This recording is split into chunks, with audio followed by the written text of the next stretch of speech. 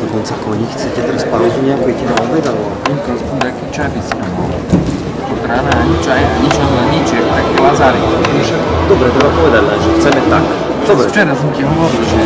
Dobre, dneska to urobíme túto, lebo tam nemáme šancu.